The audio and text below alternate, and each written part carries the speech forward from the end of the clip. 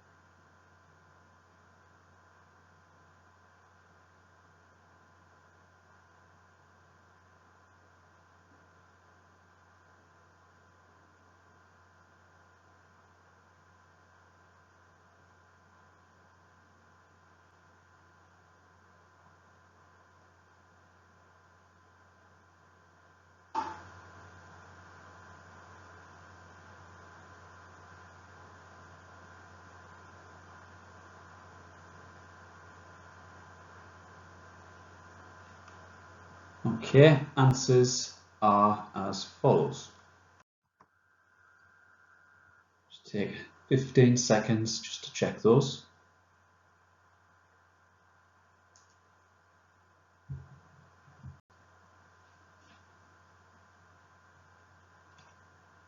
And we're moving on. When looking at inequalities, you might come across a question that looks like this. Now, this one here has two inequality symbols in it. What we're trying to do is still find out the possible values of x. Now, if we break this down to the first section, 9 is less than x. That means x, the value of x, is going to be bigger than 9. And then the second half, x is less than or smaller than 15. So the values of x must be less than 15. If we put that together, that means x has to be between 9 and 15. So the values of x has to be between those two numbers. So it's bigger than 9, it's less than 15. What we need to do is list the whole numbers that come in between 9 and 15, which are these here. So 10, 11, 12, 13, 14. All of those numbers are bigger than 9 and less than 15. Now this one is slightly different.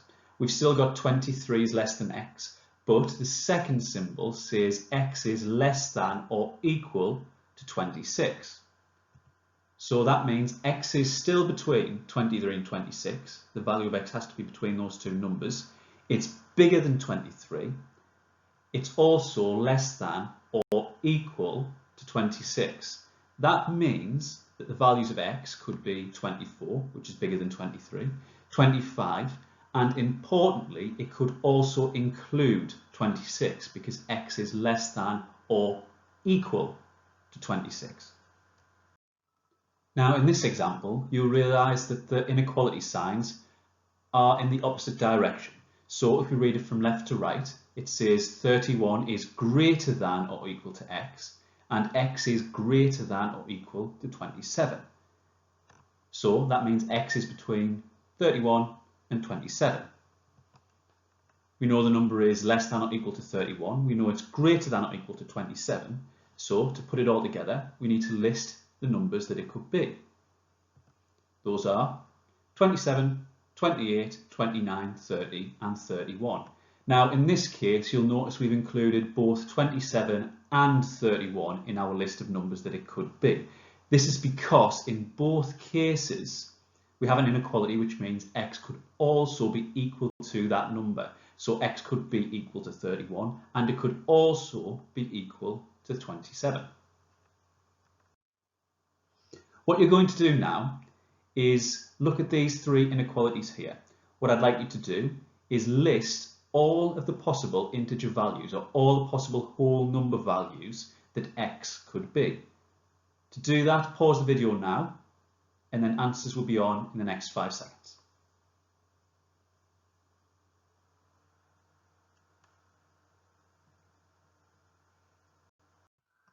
Okay, answers are as follows. So for the first one, we have 0 is less than x, which is less than or equal to 2. So that means the numbers 1 and 2 would satisfy the inequality. For the next one, our answers are -2, -1, 0, 1, 2 and 3.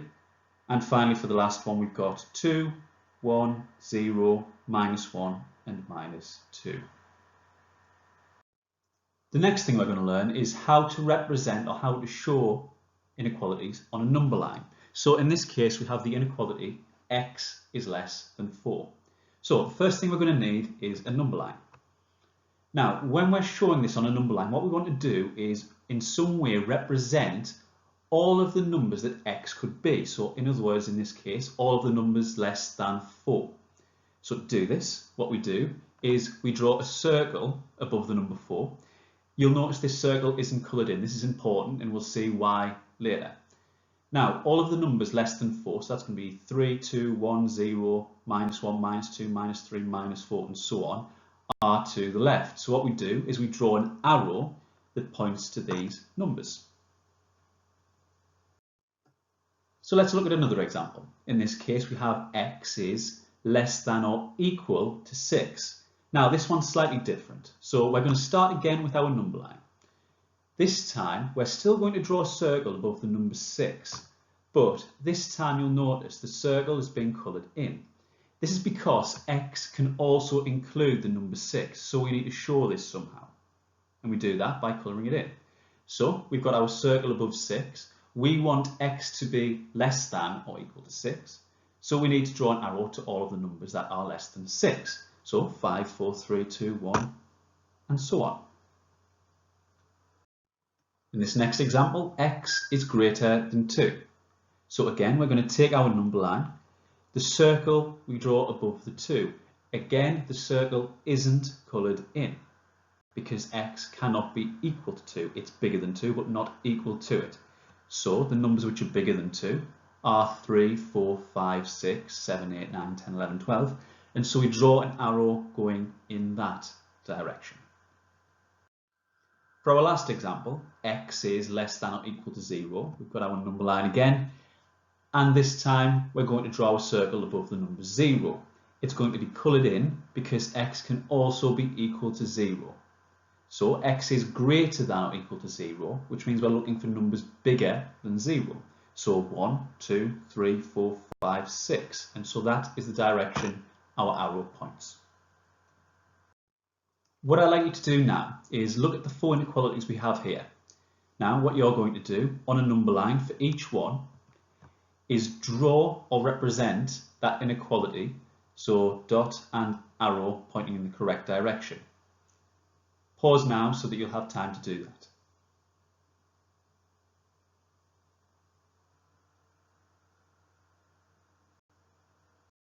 Now, answers. First, we have x is greater than or equal to 1. So we have a shaded in circle over the number 1. We're looking at numbers bigger than that, so the arrow points in the right direction. Next, x is less than 6, so an empty circle above 6, arrow pointing to numbers less than 6. Next, we've got x is less than or equal to minus 2, so we have a shaded in circle above minus 2, and we're looking at numbers less than that, so minus 3, minus 4, minus 5, and minus 6. Finally, this one is slightly different. It says 0 is greater than x. So if we read it in the opposite direction, that means x is less than 0. X has to be smaller than 0. We're going to start again with a circle above the 0, and we're looking for numbers smaller than that. So we're going to be going down to the negatives. Negative 1, negative 2, negative 3, negative 4, negative 5. Now, the next question is, what do we do when we're faced with something like this and it asks us to represent this on a number line? So, first we're going to break it down into 2 parts. We have x is less than 5 and x is greater than 1, or 1 is less than x and x is less than 5. Now, let's start with 1 is less than x. What we're going to do first is draw a circle above the 1. Okay. The second part, x is less than 5, so we need to draw a circle above the 5. We'll notice both of these circles are empty because x cannot be equal to them. And then all we do here is we connect them with a line. Now let's say we change this slightly. So the first inequality is being changed, so it now says 1 is less than or equal to x, which is then less than 5. We're going to have to then change how we represent this. Now this is very straightforward to do. The only difference now is that when we draw our circle above the 1, we need to make sure that is coloured in. This is because it can also include the number 1. X can also be worth 1. Now let's say that we want to do this the other way around. So we have a number line and we want to say what inequality is represented on there. Now here we have a black dot above the minus 2, so we know it has to be something to do with minus 2. And the arrow is pointing to numbers that are bigger than it. This means x is going to be bigger than minus 2, but because the dot is also shaded in, it could also be equal to it. So the answer to this would be x is greater than or equal to minus 2. Now let's look at another example. Again, the dot is above 1 this time, and the arrow is pointing to numbers smaller than that. So 0, minus 1, minus 2, minus 3. This means that x is less than 1, and because the dot isn't coloured in, we know that that is the answer. X is less than 1. This time we have 2 dots above our 2 numbers. We have a shaded in dot above -1 and an empty circle above 3. So we know x has to be between these 2 numbers. So starting with our x, we know that it's bigger than -1 or equal to, because it's shaded in, so -1 is less than or equal to x. And we know that x has to be smaller than 3. And so that would be our answer there. What I'd like to do now is have a look at these 6 questions. Can you write the inequality represented on each of these number lines? Pause the video now so that you'll have time to do that.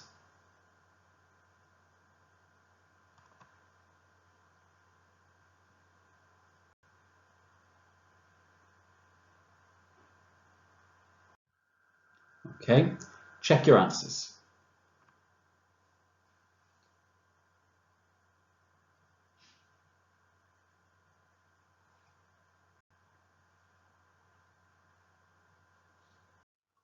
For our final task today, we're going to look at how to solve inequalities. Now the question here is saying solve the inequality below and then show your answer on a number line. Solving inequalities is very similar to solving an equation. The only difference is the symbol that comes between the 2 sides. Now in this case we have 3x is greater than 39. What we want to do is get x by itself on one side of the inequality. So like an equation, what we need to do first is we divide both sides by 3.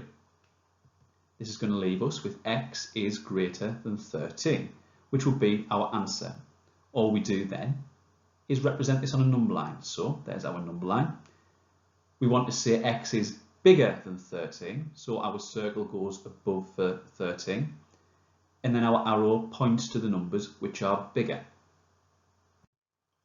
Same for this next one. We have x plus 4 is greater than 15. So what we want to do is we want to get x by itself. So this time we're going to use the inverse of plus 4 and we're going to subtract 4 from both sides of the inequality.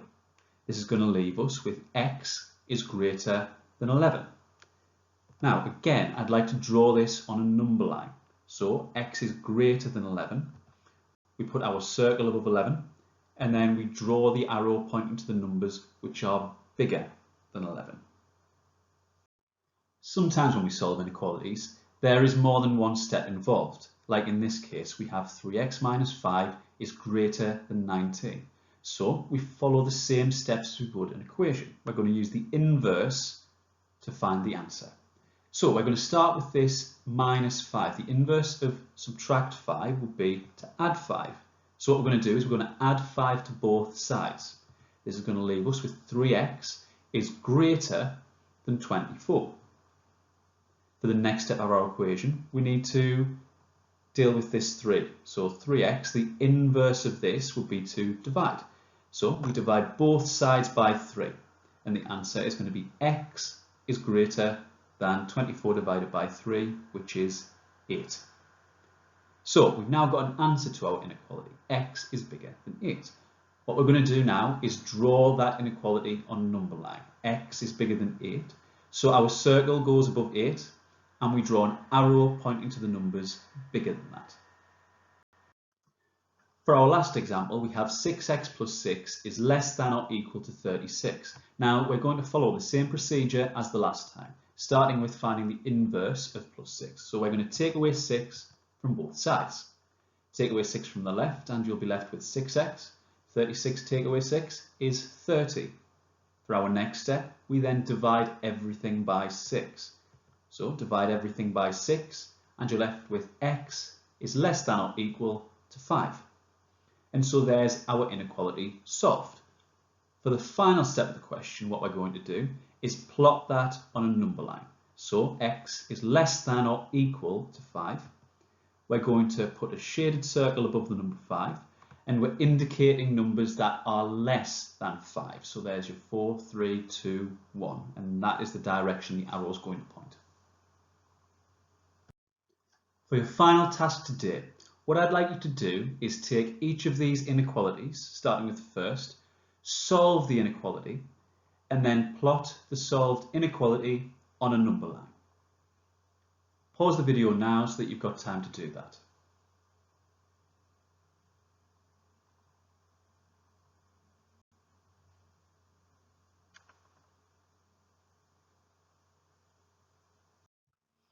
Now check your answer to the first question.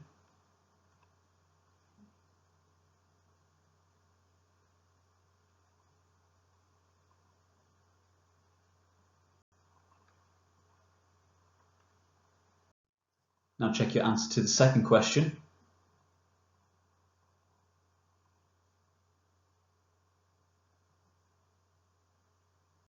And finally, check your answer to the last question.